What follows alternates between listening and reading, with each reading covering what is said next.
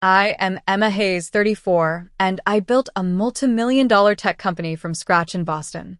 Growing up, I always felt second best to my sister Julie. My parents made it clear she was their priority, but I never imagined how far their favoritism would go until that certified letter arrived. The envelope contained more than just words. It was the ultimate betrayal that would eventually spiral into a legal battle I never saw coming. Sometimes the people who should love you unconditionally become the ones trying to take everything you built. Before I dive into how my own parents tried to take everything I worked for, let me know where you're watching from and hit that subscribe button if you've ever felt betrayed by those who should love you most. I grew up in a quiet middle-class neighborhood in Hartford, Connecticut. Our house was nothing special, a modest 3-bedroom colonial with faded blue shutters and a small backyard where Dad attempted to grow tomatoes every summer. My parents, Martha and Richard Hayes, were ordinary people. Mom worked as a receptionist at a dental office, and Dad was a sales manager at a local furniture store. We were comfortable, but never wealthy. From my earliest memories, I realized my place in the family hierarchy. Julie, my sister 5 years younger than me, was the golden child. The favorite, the special one. I was an afterthought. When Julie started school, Mom and Dad bought her an entirely new wardrobe. Pretty dresses with matching hair accessories, shiny new shoes, and a pink backpack with her name embroidered on it. For my first day of kindergarten, I got hand-me-downs from our cousin Melissa. I still remember the faded purple jumper with a small tear that Mom had hastily sewn up the night before. "We need to be practical, Emma," Mom would say whenever I asked why Julie got new things. Besides, Julie is more particular about her clothes. The pattern continued throughout our childhood. When I made the honor roll in 6th grade, Dad nodded and said, "Good job," before returning to his newspaper. When Julie brought home a B+ in math the following year, they took her out for ice cream to celebrate her academic breakthrough. I played softball in middle school and made it to the regional championships. Neither of my parents attended a single game that season, claiming they were too busy with work. But they never missed one of Julie's ballet recitals, even when Dad had to reschedule important client meetings. Christmas and birthdays were perhaps the most obvious displays of their favoritism. On my 10th birthday, I received a $20 gift card to the local bookstore and a cake Mom had quickly picked up from the grocery store. For Julie's 10th birthday, they threw her a princess-themed party with professional decorations, hired a face painter, and gave her the latest gaming console she'd been begging for. I pretended not to care, but I locked myself in the bathroom and cried that night. The only person who ever made me feel valued was my grandmother Grace. Mom's mother lived about 30 minutes away in a small cottage filled with antique furniture and the smell of fresh baked cookies. I spent as many weekends there as my parents would allow, which was often since it meant one less child to worry about. Grandma Grace was different. She noticed me. She listened.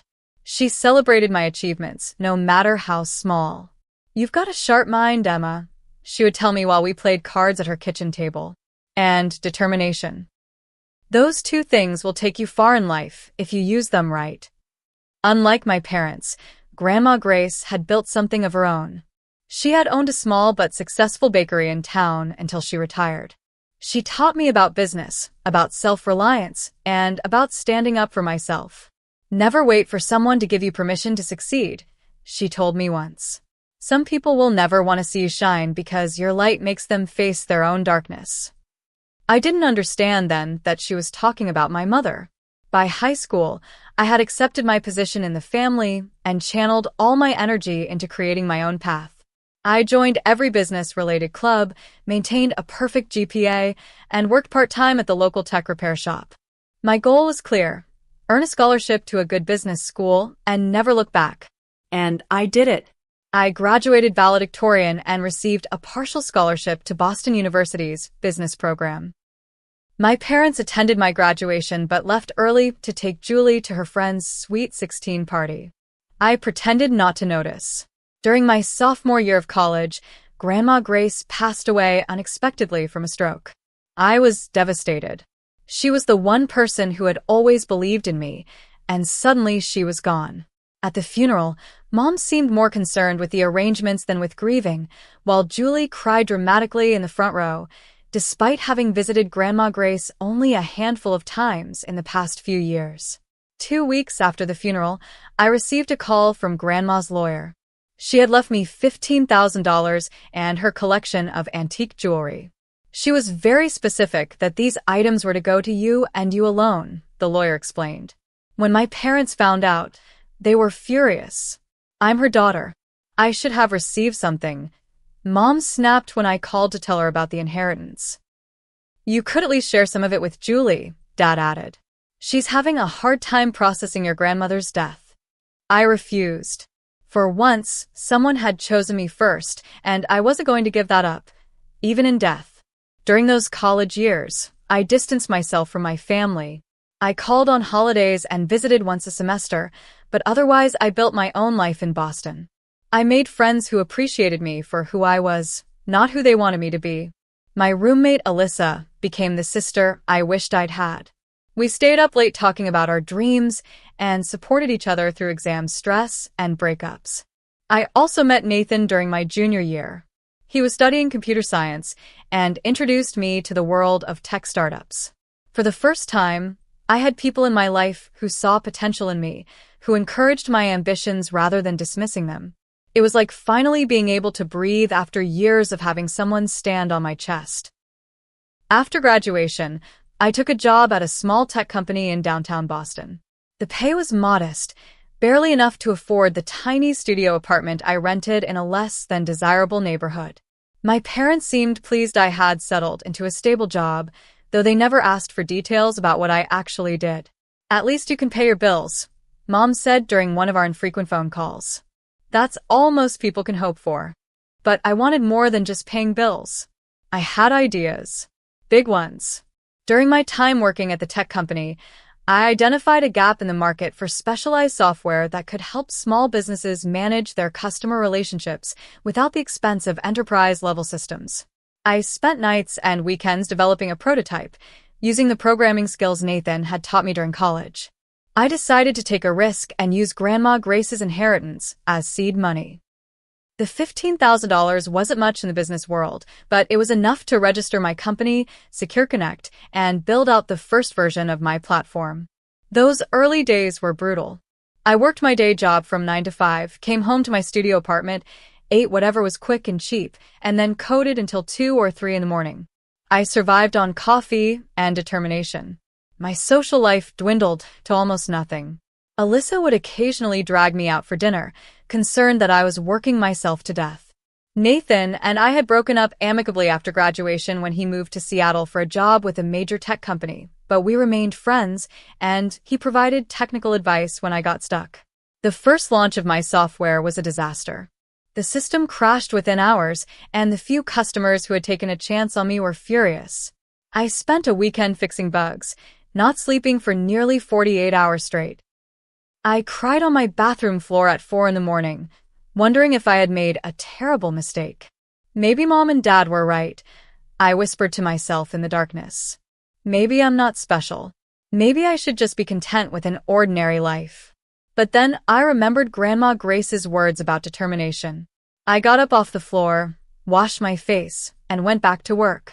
The turning point came when I attended a local tech networking event and met Diane Reynolds, a veteran in the industry who had sold her first company for millions. Something about my pitch caught her attention, and she agreed to meet for coffee. Your product has potential, she told me bluntly. But your business model needs work. You're thinking too small. Diane became my mentor, helping me refine my strategy and introducing me to potential clients. With her guidance, I secured my first major client, a regional chain of 30 fitness centers that needed exactly what my software offered. That first big check allowed me to quit my day job and focus entirely on Secure Connect. I rented a small office space and hired 2 employees, both recent graduates with technical skills and enthusiasm. We worked long hours, but celebrated every small victory with cheap champagne and takeout food. As the business grew, I tried once again to connect with my family. I called more frequently, sent gifts for birthdays and holidays, and even flew home for Thanksgiving.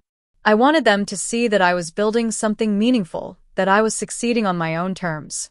But my parents remained unimpressed. When I tried to explain my business over Thanksgiving dinner, Dad interrupted. "That internet stuff is just a phase," he said, waving his fork dismissively. "These startups come and go. You should consider getting a real job with a pension before you waste too many years." Julie, who had dropped out of college and was working part-time at a clothing store while finding herself, smirked across the table. "Not everyone wants to be a workaholic with no personal life, Emma," she said sweetly. I stopped trying to share my professional life with them after that. When Julie got engaged to Brian, a real estate agent she had known for only 6 months, my parents threw an elaborate engagement party and called me daily with updates about wedding plans. The wedding itself was lavish, with my parents spending money I never knew they had on a country club venue, top-shelf open bar, and designer dress for the bride. At the reception, I sat at a table with distant cousins while Julie and Brian's friends occupied the tables closest to the wedding party. Mom stopped by briefly to ask if I was enjoying myself, then rushed off to help Julie bustle her dress for the first dance. 1 month after Julie's wedding, Secure Connect won a prestigious industry award for innovation. The recognition led to a feature in a national tech magazine, which mentioned my age and background. Suddenly, my phone was ringing with calls from my parents.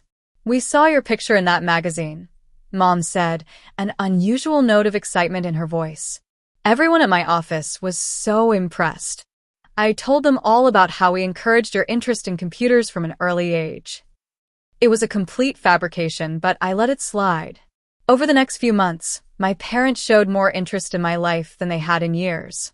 They called regularly and even suggested visiting me in Boston. During these conversations, they would casually mention financial struggles. Dad's commission structure had changed at work. The roof needed replacing. Julie and Brian were having trouble qualifying for a mortgage on their dream home. The hints were obvious, but I pretended not to notice. Part of me was hurt that their renewed interest coincided with my financial success. Another part, a small, wounded child part, was still desperate for their approval and wondered if I should help them despite everything. Instead, I channeled my energy into growing my company and building my own life. I bought a beautiful condo in a historic brownstone, my first real home that felt like mine.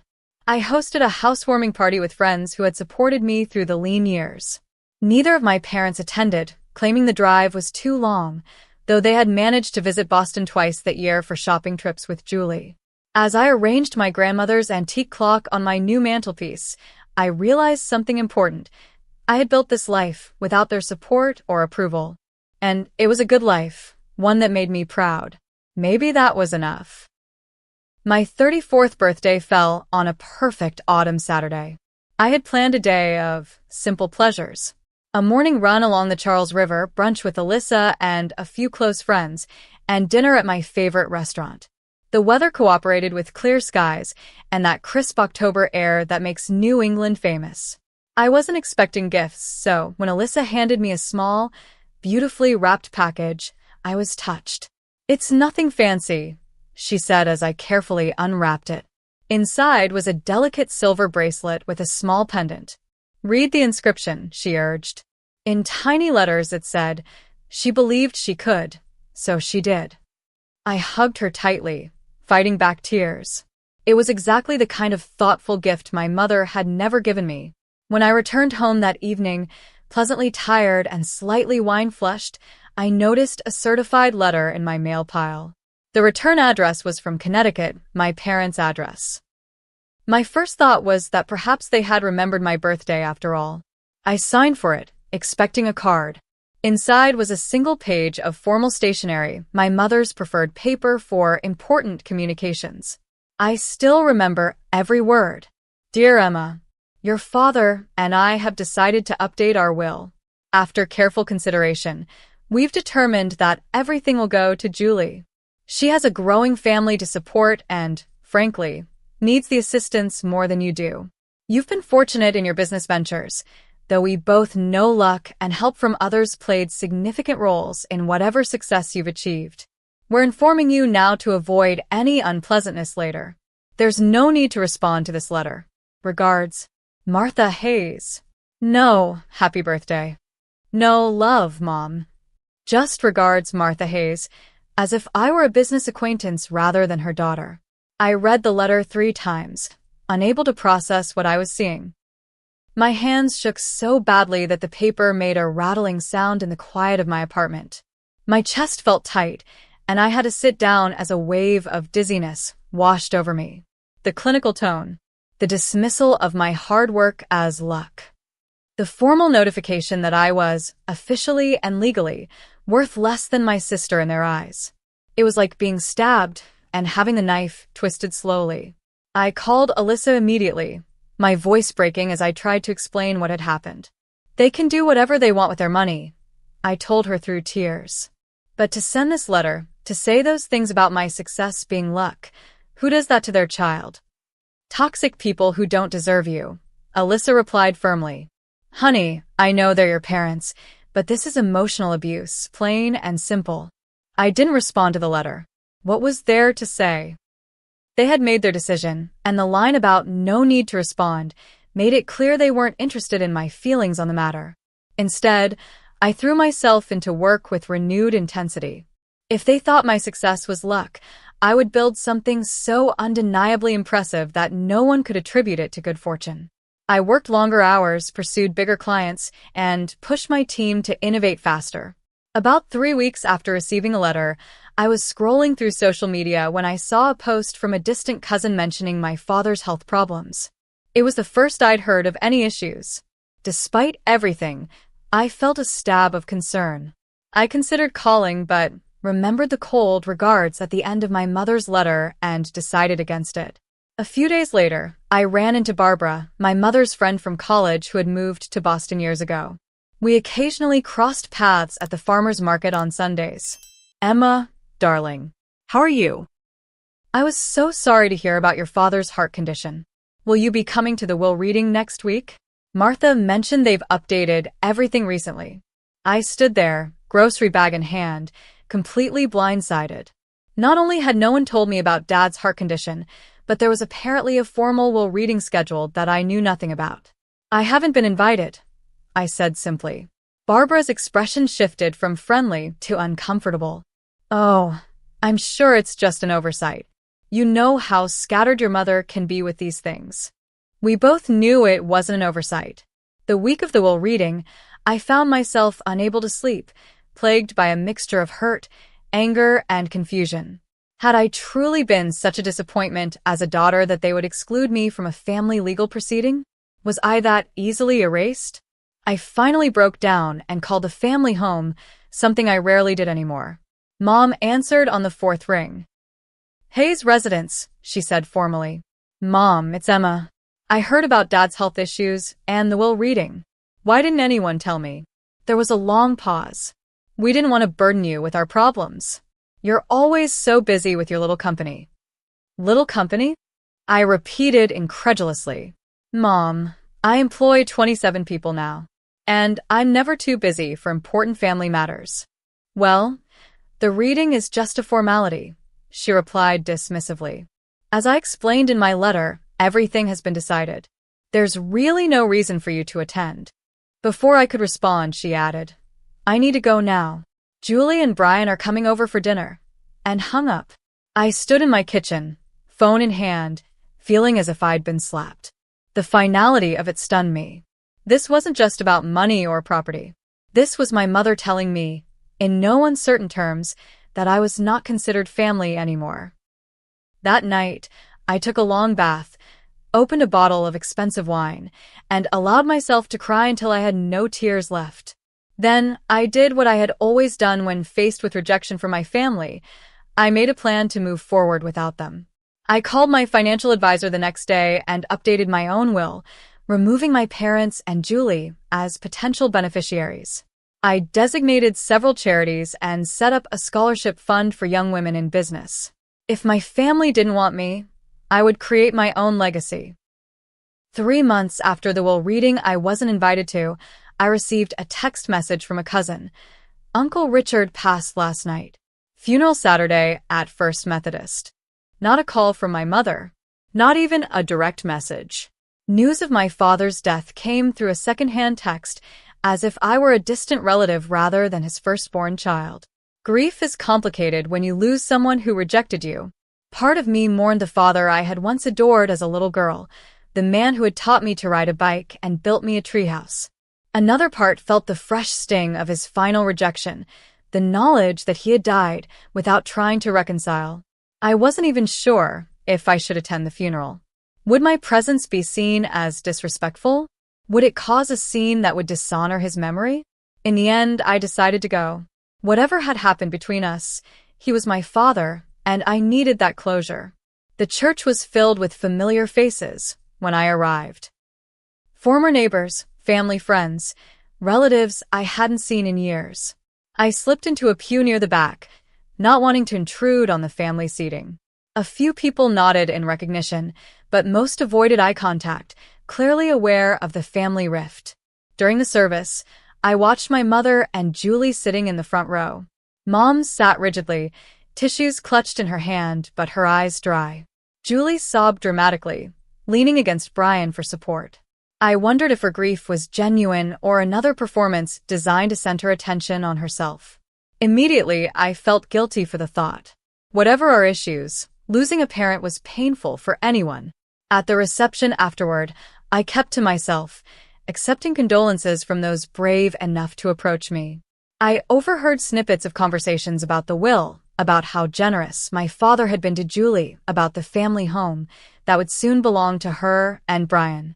I was preparing to leave when Brian cornered me by the coat rack. "I hope you're not here thinking you can contest anything," he said in a low voice. "The will is ironclad." Richard made his wishes very clear. I was stunned by his hostility at a funeral, of all places. "I came to say goodbye to my father," I replied quietly. "Nothing more." He scoffed. "Right." The prodigal daughter returns. "Just remember, you chose your path a long time ago." I left without saying goodbye to my mother or Julie. The drive back to Boston was a blur of tears and talk radio turned up loud to drown out my thoughts. Back at work the following Monday, I threw myself into distraction. By coincidence, a major opportunity had emerged. North Star Tech, one of the largest software companies in the country, had expressed interest in acquiring Secure Connect. Their initial approach had come weeks earlier, but I had put off serious discussions during my father's illness. Now, I welcomed the all-consuming nature of acquisition talks. Every day brought meetings with lawyers, financial advisors, and North Star executives. We negotiated terms, valuation, and the future role I might play in the merged company. The process was exhausting but exhilarating, giving me purpose during a time of emotional turmoil. After 2 months of intense negotiations, we reached an agreement. North Star would acquire Secure Connect for $4.7 million. My team would be integrated into their organization with guaranteed positions for at least 2 years. And I would walk away with enough money to never work again, if I chose not to.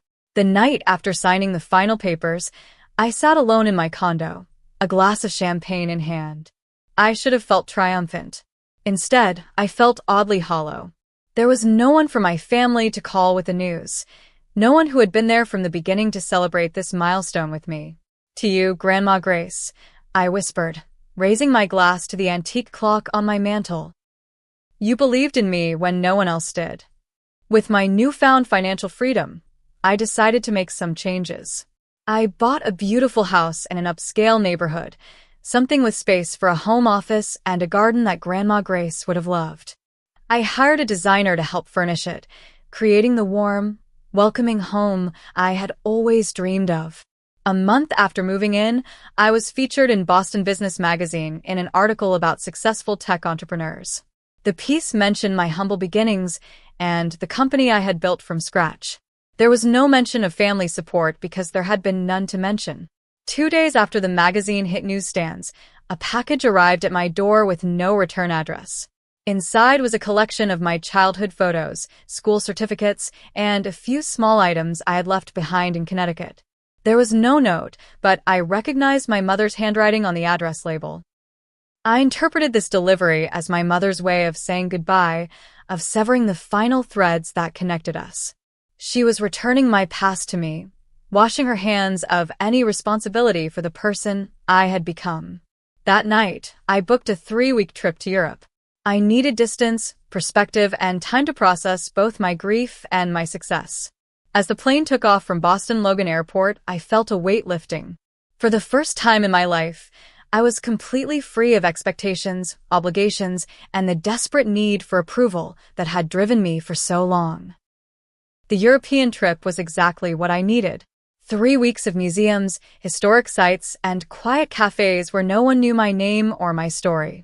I walked for miles through ancient cities, took cooking classes in Tuscany, and spent peaceful afternoons reading in Parisian parks. By the time I returned to Boston, I felt renewed, ready to start the next chapter of my life. My new home welcomed me back with its spacious rooms and morning light streaming through tall windows. I spent Sunday unpacking and settling back into my routine, planning my week, and enjoying the simple pleasure of sleeping in my own bed again. The doorbell rang around 11:30 that morning. I wasn't expecting anyone, but I assumed it might be a neighbor or perhaps a package delivery. When I opened the door, I froze in shock. My mother stood on my doorstep, alongside Julie and Brian. They looked oddly out of place against the backdrop of my elegant new home, like characters who had wandered into the wrong movie set. "Emma," Mom said stiffly. "May we come in?" I hesitated, then stepped aside, more out of ingrained politeness than actual desire to have them in my home. They followed me into the living room, their eyes darting around, taking in the high ceilings, designer furniture, and floor-to-ceiling bookshelves. "This is quite a place," Brian whistled, his tone somewhere between impressed and resentful. "Business must be good." "Would anyone like coffee?" I offered, falling back on hostess manners to mask my discomfort. "No thank you, dear," Mom replied, perching on the edge of my sofa, as if afraid to fully commit to sitting. "We can't stay long." Julie remained standing, arms crossed over her chest, her expression sour. I noticed she looked tired, with dark circles under her eyes. Brian placed a possessive hand on her shoulder. An awkward silence stretched between us until Mom finally spoke. "Your home is lovely, Emma. Very sophisticated. You always did have expensive tastes." The passive-aggressive comment hung in the air. I chose not to respond to the bait. "What brings you to Boston?" I asked directly. "You should have called first. I might not have been home." "We tried calling," Julie said sharply. "You changed your number."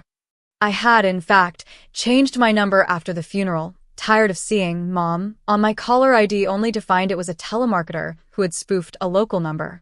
"Well, you're here now," I said. "What can I do for you?" Mom straightened her back, adopting the formal posture I recognized from childhood discussions about serious matters. "Emma, we're in a difficult position," she began. "After your father's passing, we discovered his financial situation was more complicated than we realized." I waited, saying nothing. "The medical bills were substantial," she continued. "Insurance covered some, but not all. And the house needs significant repairs before it can be sold." Julie jumped in, her voice quivering slightly. "And Brian and I just found out we're having twins. The doctor says it's a high-risk pregnancy. I might have to quit my job earlier than planned." I looked between them, beginning to understand where this conversation was heading but scarcely believing it. "That sounds challenging," I said carefully. "I'm sorry for your difficulties." Mom leaned forward. "Emma, we've seen the articles about your company sale. We know about the money." The bluntness of her statement took me aback. "My financial situation is my private business." "But that's just it," Brian interjected. "Family finances are family business. You owe your family a share of your fortune." I actually laughed, though there was no humor in it. "I owe you? How exactly did you reach that conclusion?" "Your success came from the values we instilled in you," Mom said, her tone increasingly righteous. "The work ethic, the education we provided. Everything you are comes from us." The audacity was breathtaking. I struggled to maintain my composure. The education that I earned scholarships for? The work ethic I learned from Grandma Grace? The business I built while you were telling me it was just a phase? Mom's expression hardened. She reached into her handbag and pulled out a folded document. We have proof that you promised to support the family financially if you ever made it big. Your father kept notes from our conversations. She handed me a paper with what appeared to be a transcription of a phone call dated during my college years. The handwriting was indeed my father's, but the content was twisted, taking fragments of an optimistic conversation about the future and framing them as a promise of financial support. Julie began to cry right on cue. We're going to lose the house, Emma. The house you grew up in. How can you be so heartless? I don't understand what you're asking for, I said, though I understood perfectly well. We're asking for what's fair, Brian stated flatly. A third of your windfall. You're set for life now. The least you can do is make sure your mother and sister are taken care of. I stood up, anger finally breaking through my shock. Let me get this straight. You disinherit me, don't invite me to my own father's will reading, barely acknowledge me at his funeral, and now you show up at my door demanding money? Do I have that right? This isn't about the past, Mom sniffed. This is about family responsibility. I think you should leave, I said quietly. Not until we resolve this, Brian insisted. We're prepared to take legal action if necessary. Your verbal contract with your parents is binding in Connecticut. Legal action? I repeated incredulously. You're threatening to sue me? Not threatening, Mom corrected. We've already consulted an attorney. Either you agree to share what's rightfully ours, or we'll see you in court. I walked to the door and opened it. Get out of my house. Now. They didn't move. Emma, be reasonable, Julie pleaded. Think about your nieces or nephews. They're innocent in all this. The manipulation was so transparent, it was almost laughable. Almost. I'm calling my lawyer, I said, pulling out my phone. And then I'm calling the police to remove you from my property if you don't leave immediately. Brian stood, pulling Julie up with him. You'll regret this. Blood is thicker than water. Apparently not in this family, I replied. As they reluctantly moved toward the door, I dialed Gregory Wilson, my attorney who had helped with the North Star acquisition. He answered on the second ring, and I put him on speaker. Gregory, my family is here threatening legal action over my company sale. They're claiming I owe them a third of the proceeds based on an alleged verbal contract. Mom, Julie, and Brian froze in the doorway. Emma, make no statements and do not agree to anything, Gregory advised, his voice clear and authoritative through the speaker. This type of claim has no legal merit without substantial documentation. I'll meet you tomorrow to discuss, but for now, ask them to leave and communicate only through me going forward. The look on their faces as they heard a professional dismiss their claims so easily was something I will never forget. A mixture of shock, anger, and for the first time, fear. You heard my lawyer, I said. Please leave now. Any further communication can go through him. They left without another word, but the damage was done. The peace I had found in Europe had been shattered, replaced by a new battle I never wanted to fight. The next morning, I met Gregory at his downtown office. The space was all polished wood and leather, with views of Boston Harbor that typically would have calmed me. Not today. I brought the document my mother had shown me, along with every piece of correspondence I had received from my family over the past 5 years. This is ridiculous, Gregory said after reviewing everything. What they're attempting is essentially extortion dressed up as a family obligation. There's no legal basis for their claim of a verbal contract. Could they actually sue me? I asked. Anyone can file a lawsuit, he explained. The question is whether it would survive initial scrutiny. Based on what you've shown me, I doubt it would. But we should prepare as if it will proceed, just to be safe. 2 days later, we received a formal letter from Thompson and Blackwell, a small law firm in Hartford. The letter outlined their claims in legal language that made my stomach turn. According to them, I had made repeated promises of financial support throughout my adult life, creating a reasonable expectation that I would share my business success with my family. These people are serious, I said to Gregory during our next meeting. They're seriously misguided, he replied. But we need to understand what we're dealing with. I'm going to have an investigator look into your family's financial situation and any history of similar claims. What the investigator uncovered shocked even me. 3 years earlier, my parents had made similar claims against a distant cousin who had won a moderate lottery prize. The case had been settled out of court, but records suggested they had received a 5-figure sum. They've done this before, I said in disbelief. They're professional opportunists. But the revelations didn't stop there. I decided to go through some of Grandma Grace's old papers that I had kept in storage. Among them, I found financial records showing that my parents had borrowed substantial sums from her over the years, with little evidence of repayment. Most disturbing was a letter Grandma Grace had written to her attorney before her death, explaining why she had left her estate to me instead of her daughter. In it, she detailed my father's gambling problem, which had drained family resources for years while my mother covered for him. She expressed concern that any money left to my mother would be mismanaged or lost to my father's addiction. Your grandmother knew, Gregory said gently. That's why she protected her assets by leaving them directly to you. Armed with this information, we prepared for the preliminary hearing. Gregory gathered statements from my business associates, including Diane, confirming that I had built my company through my own efforts, without family support. We collected bank records showing I had never received financial assistance from my parents after high school. And we prepared to present Grandma Grace's documents if necessary. The day of the hearing arrived with a mix of dread and determination. I wore a conservative navy suit and minimal jewelry, wanting to project seriousness rather than the wealthy entrepreneur my family believed I had become. The courthouse was imposing, all marble and echoing hallways. I saw my mother, Julie, and Brian huddled with their attorney near the courtroom entrance. They pointedly looked away when they noticed me. Inside the courtroom, their attorney presented their case first. The claims were even more outlandish than I had expected. According to him, I had promised to take care of the family once my business succeeded. He described elaborate conversations that had never happened, including specific pledges to buy my parents a retirement home and fund Julie's children's education. My mother took the stand, painting a picture of a loving, supportive family who had sacrificed everything for my success. She claimed they had paid for tutors, computers, and business courses that had given me the foundation for my company. It was a work of complete fiction. We just want what Emma promised us, she said, dabbing at non-existent tears.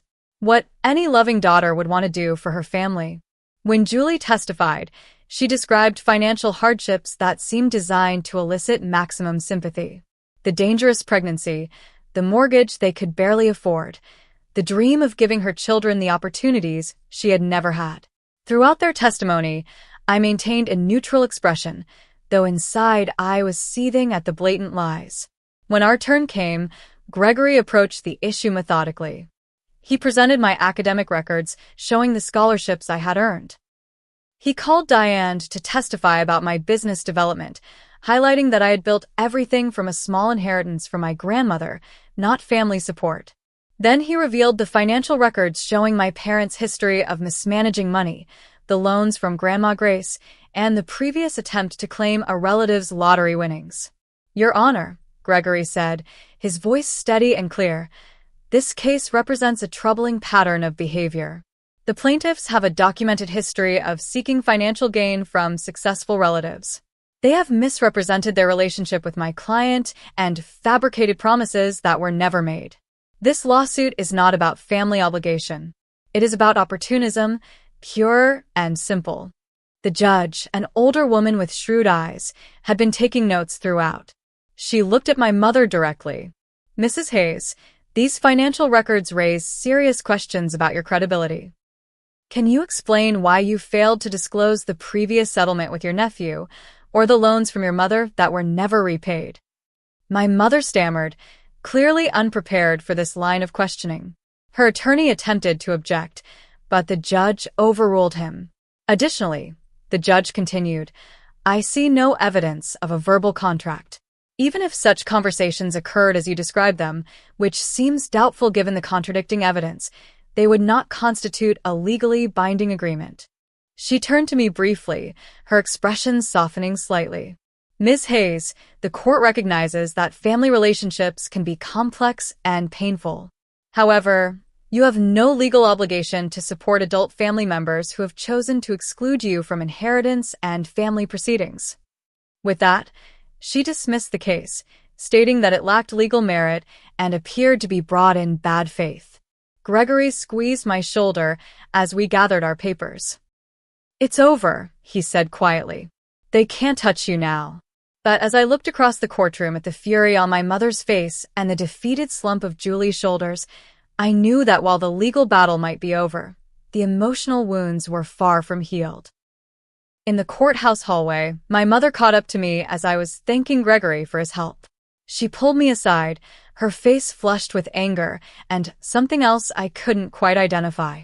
"You humiliated us in there," she hissed, keeping her voice low.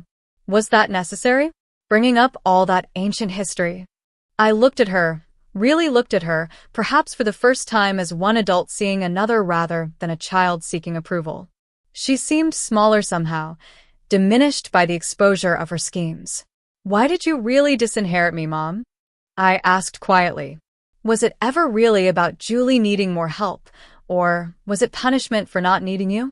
Her expression shifted, the anger giving way to something raw and honest. "You were always so independent, even as a little girl. You never needed me like Julie did. Do you know how that feels? To have a child who can take or leave you. And that justified decades of favoritism? Of making me feel like I was never good enough?" "You were already good enough," she said bitterly. "That was the problem. You didn't need us to succeed. You made us irrelevant." In that moment, I understood something fundamental about my mother that had eluded me my entire life. Her love was conditional, based on need and dependence. Julie's clinginess and constant crises made her feel important, necessary. My self-reliance threatened her identity as a mother. "I would have included you in my life if you had ever shown genuine interest in who I am, not what I could give you," I told her. She had no response to that. As she turned to leave, Julie approached, her eyes red from crying. Brian had stormed out immediately after the ruling. "You got what you wanted," Julie said, her voice breaking. "You proved you're better than all of us. Happy now." I sighed. This was never about being better than you, Julie. This was about defending myself against people who tried to take advantage of me after years of rejection. She looked down, avoiding my gaze. "They told me you promised," she whispered. "They said you owed us, that you had abandoned the family for your career and needed to make amends. And you believed them without ever asking me?" "I needed to believe them," she admitted. "The twins, the mortgage. I'm drowning, Emma. And you seem to have everything figured out." Despite everything, I felt a flicker of compassion for my sister. She had been manipulated just as I had been, albeit in different ways. "I can't give you a third of my money," I said firmly. "But I could set up college funds for the twins. With legal documentation and clear boundaries." Her head snapped up, surprise evident in her expression. "Why would you do that after all this?" "Because they're innocent in all this. And because breaking the cycle starts with someone making a different choice." In the weeks that followed, I worked with Gregory to establish trust funds for my future nieces or nephews, structured in a way that the money could only be used for educational expenses. I made it clear to Julie that this was not an open door to further financial requests, but a one-time gesture for children who deserved a chance. The emotional aftermath of the court case was harder to navigate. I began seeing Dr. Rebecca Winters, a therapist specializing in family trauma. Our weekly sessions helped me process the complicated grief of losing my family not once but twice, first through their rejection and then through their betrayal. "You're mourning the family you deserved but never had," Dr. Winters explained during one particularly difficult session. "That's a unique kind of grief because there's no closure, no funeral for lost possibilities." Gradually, I built a life filled with people who valued me for who I was, not what I could provide. Alyssa remained my rock. I reconnected with Nathan when his job brought him back to Boston. I cultivated friendships with people who understood boundaries and reciprocity, concepts my family had never grasped. I also channeled my experience into helping others. I established the Grace Henderson Foundation for Young Entrepreneurs, providing seed money and mentorship to young women from challenging backgrounds who wanted to start businesses. Our first recipient was a 22-year-old single mother who had developed an innovative childcare scheduling app. Working with these determined young women healed something in me. I saw in them the resilience I had developed, the drive that had carried me through difficult times. And I took pride in being the supporter I had wished for during my own journey. A year after the court case, Julie reached out via email, asking if we could meet. We arranged to have coffee at a neutral location, a quiet cafe halfway between Boston and Hartford. I arrived with clear boundaries and tempered expectations. Julie was already there, looking more settled than the last time I had seen her. The twins, a boy and girl, were now 4 months old and thriving, according to the photos she showed me. Our conversation was cautious, but civil. She had started therapy herself, she told me, and was beginning to understand the dysfunctional patterns in our family. Mom isn't speaking to me much these days, she admitted, since I refused to appeal the court decision and accepted your trust fund offer. Are you okay financially? I asked, careful not to open a door to requests. We're managing. Brian got a promotion, and I'm working part-time from home. It's not luxury, but it's stable. We didn't become best friends that day, or even particularly close. But we established a fragile beginning, an acknowledgement that while we couldn't change the past, we might be able to create a different kind of future relationship, one based on honesty and respect rather than competition and resentment. As for my mother, our relationship remained distant. She sent a formal thank you note for the trust funds, but made no attempts at reconciliation. I had accepted that some bridges couldn't be rebuilt, and perhaps shouldn't be. That Thanksgiving, I hosted dinner at my home for what I had come to call my chosen family. Alyssa and her husband, Nathan and his new boyfriend, several colleagues who had become friends, and 2 young entrepreneurs from my foundation. The house was filled with laughter, honest conversation, and the warm glow of connections built on mutual respect. After everyone had gone home, I found an envelope that had been delivered with the day's mail. Inside was a short note from Julie. Emma, I'm learning that family isn't just blood. It's behavior. Thank you for showing me what that can look like. Happy Thanksgiving. Julie. It wasn't an apology exactly, but it was an acknowledgement. A small step toward healing. That night, I stood in my garden, looking up at the stars that Grandma Grace had taught me to identify as a child. I thought about the journey that had brought me here, the pain that had nearly broken me, and the strength I had found in rebuilding myself. I realized that the true freedom came not from winning the legal battle or even from financial success, but from finally releasing the desperate need for approval from people incapable of giving it. My worth had never been dependent on their validation. It had always been within me, waiting to be recognized. If you've ever had to create boundaries with toxic family members or felt forced to choose between your well-being and family expectations, I hope my story reminds you that you're not alone. Sometimes the family we build is healthier than the one we're born into. Have you ever had to make difficult choices to protect your peace? Share your experience in the comments below.